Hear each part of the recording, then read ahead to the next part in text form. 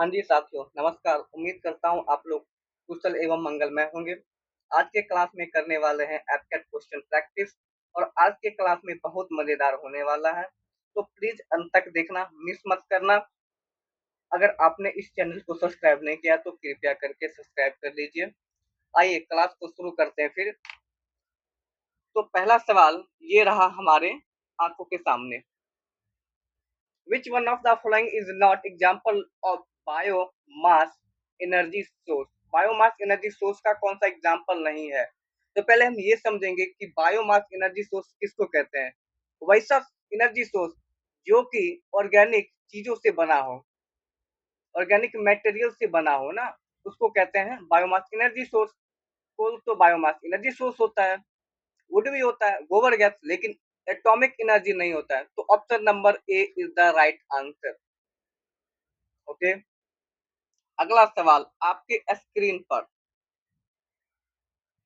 A student had to assess 40% of his marks to pass an examination. He get only 45 marks and failed by 5 marks, the maximum marks. सवाल कह रहा है कि एक student है, उसको 40% मार्क्स चाहिए पास होने के लिए, लेकिन वह 45 मार्क्स लाया, 45 नंबर लाया, फिर भी वह 5 नंबर से फेल हो गया। यानी कि जो पासिंग मार्क्स जो होगा वह 45 प्लस 5 50 होगा, आया ना। अब जो मैक्सिमम मार्क्स होगा उसको मान लेते हैं एक्स। तो अब बताओ 40% of x, total marks x बराबर 50। तो एक्स बराबर निकल के आएगा 50 गुना 100 अपॉन 40। तो एक्स बराबर 5000 अपॉन 40। लड्डू लड्डू कट गया, तो 125 चौके 500। Option number B is the right answer. Okay, clear है। अगला सवाल। सवाल कह रहा है the average of 9 number is 30, the average of first 5 number is 25, that of last 3 number is 35, what is sixth number. छठा नंबर पूछ रहा है, तो पहले 9 नंबर का सम निकाल लेते हैं। तो वो आएगा 270। फर्स्ट 5 नंबर का सम कितना हो जाएगा?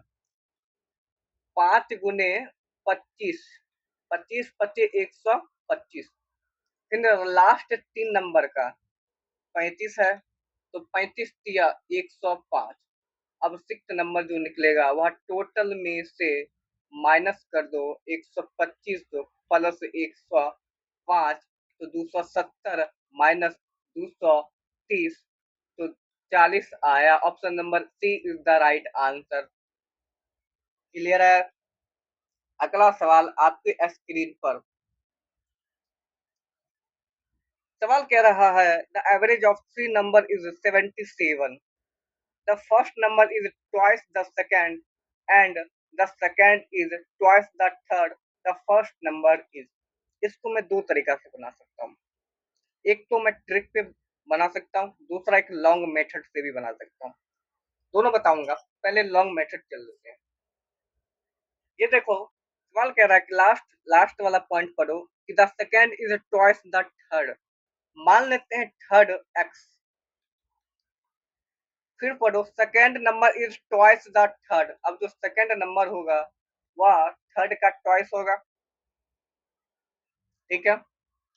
अब बोल रहा है कि first number is twice the second. अब जो फर्स्ट नंबर था ना, वह ट्वाइस था सेकेंड नंबर का। सेकेंड कितना है? 2x, तो 2x यानी कि कुल मिला के 4x। अब सवाल कह रहा है एवरेज ऑफ 3 नंबर, यानी कि 3 number x plus 2x plus 4x बराबर 77। इधर अपॉन में 3 हो जाएगा, तो 7x अपॉन 3 बराबर 77। ये कट जाएगा 11 से, तो x का वैल्यू 33 आया।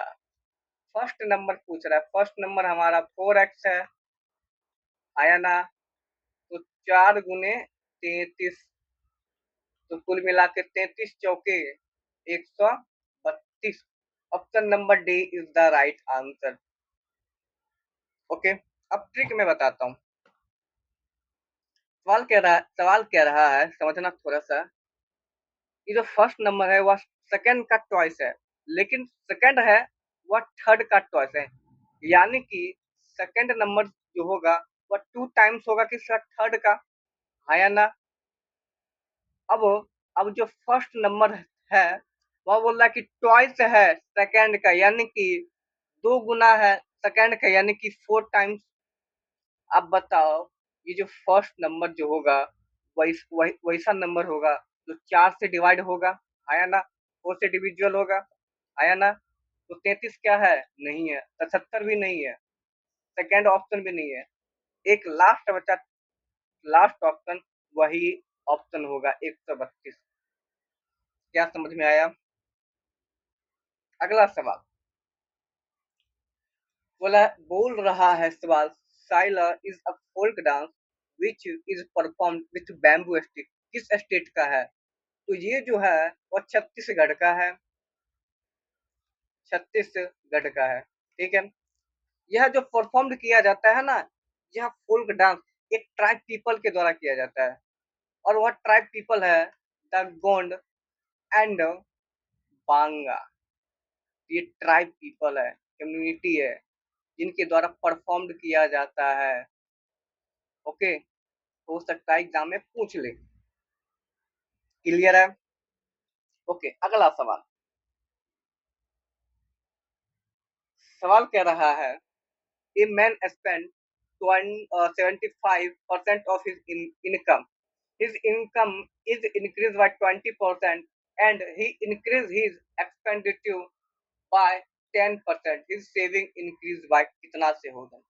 पहले तो हम मान लेते हैं इनकम क्या होगा। इनकम मान लेते हैं 100 हो। ठीक है। तो भाई मेरे स्पेंड कितना किया? 75%, 75%, यानी कि 75। तो सेव कितना किया? 25। ठीक है। अब समझना थोड़ा सा। ओके, अब जो न्यू इनकम होगा वह क्या होगा? न्यू इनकम 20% बढ़ गया, यानी कि 120। ओके, यानी कि 20% इंक्रीज किया, यानी कि 120। तो भाई मेरे सेविंग कितना, एक्सपेंड कितना हो जाएगा? 10% उसने किया, तो उसका 10% हो जाएगा 82.5। तो सेविंग कितना हो जाएगा उसका? तो 120 में से 82.5 माइनस कर दो, तो निकल के आएगा 37.5। ठीक है। अब समझना, सेविंग पहले कितना होगा, पहले न्यू, मतलब पुराना वाला और नया वाला में सेविंग कितना होगा। तो कर दो, कितना होगा? 37.5 में से 25 घटा दो। 37.5 में से 25 घटा दो तो 12.5 आएगा। अब जो हमारा सेविंग होगा परसेंट, वह कितना होगा? तो पहले वाला, और इनिशियल कितना था? 25 गुना 100 कर दो, तो कुल मिला के 0, 25, 25, 125, 0.5 से 106 करोगे गुना, तो आएगा 50%। Option number B is the right answer. क्या समझ में आया? बताना जरा भाई मेरे। अगला सवाल करते हैं। सवाल ये कह रहा है कि 75 is added to 75% of a number, the answer is the number, find the 40% of that number. कि मान लो वह नंबर एक्स होगा, नंबर मान लो एक्स। अब क्वेश्चन के अकॉर्डिंग क्या बोल रहा है कि 75 को ऐड किया गया 75%, और वह नंबर निकला एक्स। तो कर दो 75 प्लस 75 इंटू एक्स बराबर एक्स। तो एलसीएम लोगे, तो एलसीएम लोगे तो निकलेगा 7500 प्लस 75 एक्स बटा में 100 एक्स बराबर एक्स। सॉरी, 100 एक्स नहीं, 100 होगा। मैंने माफी माफी। ओके, अब यहाँ से 7500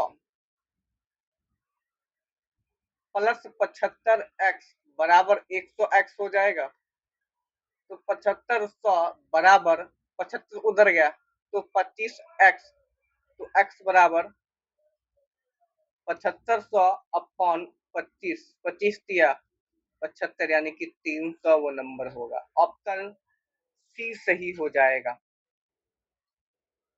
क्या समझ में आया? अगला सवाल सेम कंसेप्ट पे है, एकदम डिट्टो वही कंसेप्ट पे है। 20% ऑफ अ नंबर, वो नंबर मान लो x गुने x added to this become number itself x, यही तो इक्वेशन बनेगा, है या ना? तो भाई मेरे सॉरी 20x अपॉन 100 प्लस 20 बराबर x, मैंने नीचे लिया एलसीएम तो बना 2000 और इधर 20x बराबर x। नाउ तो 20x प्लस 2000 बराबर 100x, तो 2000 बराबर 20 उधर जाएगा तो 80x, तो x बराबर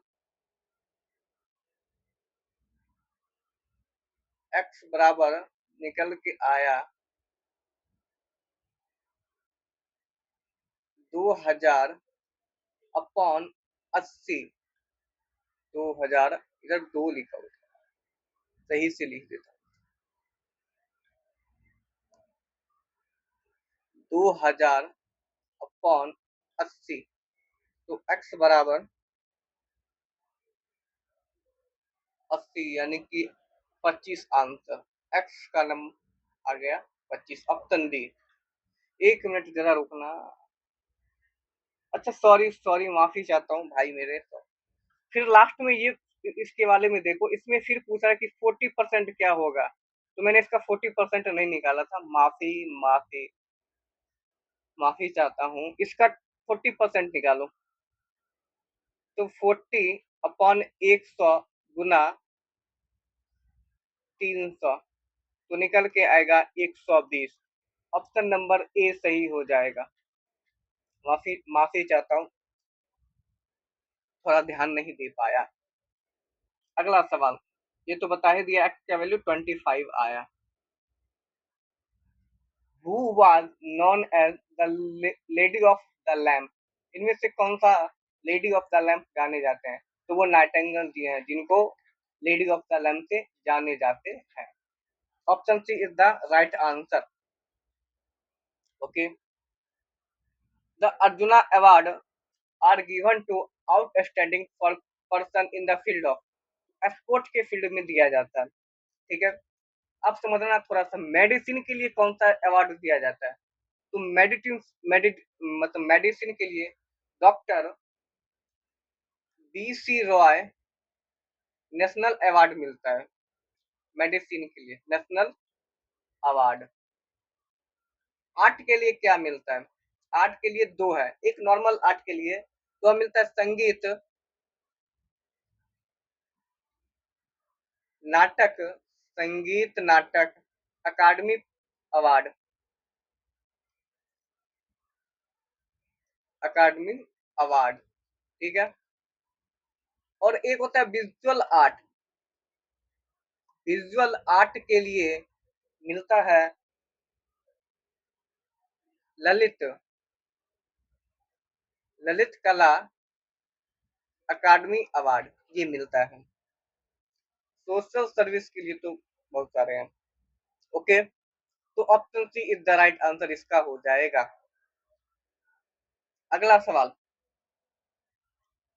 विच country is known as land of rising sun, कौन से देश को लैंड ऑफ राइजिंग सन कहते हैं? जापान को लैंड ऑफ राइजिंग सन कहते हैं। Option B is the right answer. अगला सवाल, who is first Indian women astronaut, इनमें से कौन सा फर्स्ट इंडियन वोमेन एस्ट्रोनॉट है? तो वह ऑप्शन ए सही हो जाएगा। कल्पना चावला, कल्पना चावला, जिनका मौत वो हादसे में हो गया था, जब वो लौट रहे थे तब हो गया था। The dance Yakshagana belong to, यह कौन सा डांस, ये जो डांस है यह किस स्टेट से बिलोंग करता है? तो वो है कर्नाटका, केरला का कथकली, कथकली। ओके, अगला सवाल कह रहा है, if fish is written as EHRG in certain code में फिश को ऐसे लिखा गया तो जंगल को क्या लिखा जाए? तो फिश को देखो थोड़ा सा, इसमें सारे में एक एक माइनस हो रहा है, यानी कि फिश में एक माइनस हुआ तो ई आया, एक माइनस हुआ मतलब वर्ड काउंटिंग में, लेटर काउंटिंग में देखो, आई में एक कम हुआ तो एच आया, फिर एस में एक कम हुआ तो आर आया, एच में एक कम हुआ तो जी आया। तो इन द सेम वे जंगल को भी कर देंगे वैसा ही, जंगल को भी वैसा ही कर देंगे, एक माइनस कर दो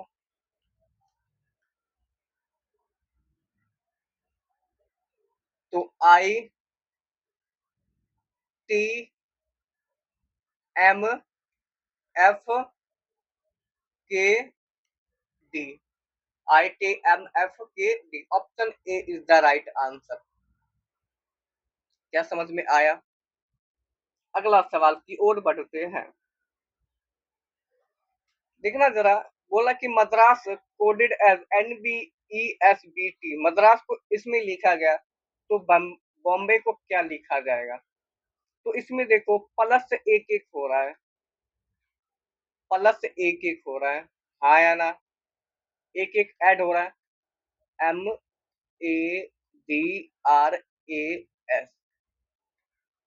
मद्रास में सारे लेटर में एक एक ऐड हो रहा है, NBESBT, तो बम्बई को भी वैसा ही कर दूंगा, बॉम्बे, BOM, बॉम्बे। तो एक एक ऐड कर दो, एक एक ऐड करना हो तो BCOP,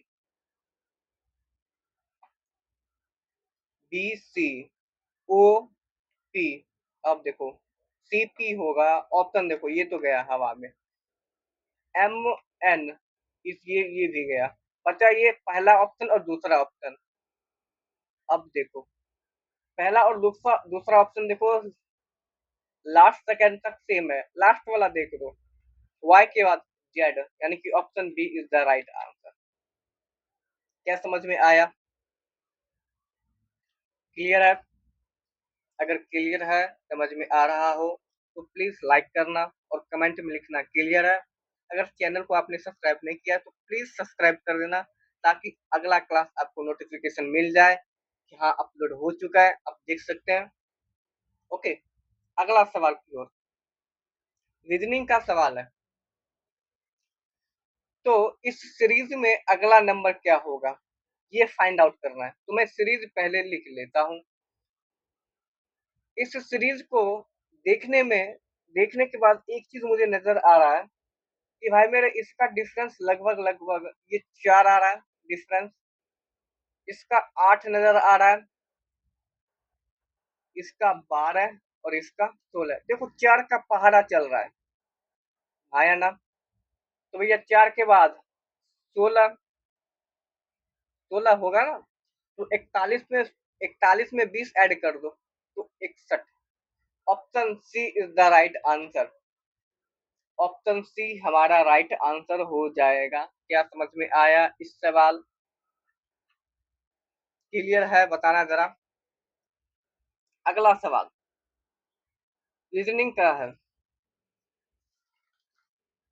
इस सीरीज में अगला क्या होगा, क्वेश्चन मार्क के जगह पे ऐसा क्या नंबर आएगा जो इस सीरीज को कंप्लीट करेगा? मैं पहले लिख लेता हूँ। 2, 15, 41, 80। इसका भी डिफरेंस करो पहले। तो 13, 26, 39, यानी कि 13 का पहाड़ा चल रहा है। तो 52 ऐड कर दो इसमें। तो 80 में 52, 132। Option D is the right answer. Option D सही हो जाएगा, 132। अगला सवाल, why Bharat matters a book written by. Why Bharat matters, ये जो बुक है यह किसके द्वारा लिखा गया। तो यह बुक डॉक्टर एस जयशंकर के द्वारा लिखा गया है और यह अभी भारत के एक्सटर्नल अफेयर मिनिस्टर हैं और कैबिनेट मिनिस्टर हैं। ठीक है, यानी कि option B is the right answer. B सही हो जाएगा हमारा ऑप्शन। अगला सवाल, which of the following represent the first mass movement started by Mahatma Gandhi. तो फर्स्ट मास मूवमेंट जो था वह नॉन कॉर्पोरेशन मूवमेंट में किया गया था, जो कि गांधी जी के द्वारा किया गया था। चंपारण मूवमेंट कब हुआ था। चंपारण मूवमेंट यानी कि सत्याग्रह 1917 में हुआ था। क्विट इंडिया मूवमेंट जो हुआ था वह 1942 में हुआ था और साल्ट वाला जो हुआ था वह 1930 में हुआ था। क्या ये समझ में आया। ओके, आज का सेशन हमारा यहीं तक। Thank you for watching. देखने के लिए आपका बहुत बहुत धन्यवाद। उम्मीद करता हूँ आप लोगों को अच्छा लगा हो, अच्छा लगा, समझ में आया हो। अगर समझ में आया हो तो प्लीज लाइक जरूर करना, सब्सक्राइब कर देना। तो चलिए मिलते हैं अगले क्लास में, तब तक के लिए ख्याल रखें। जय हिंद।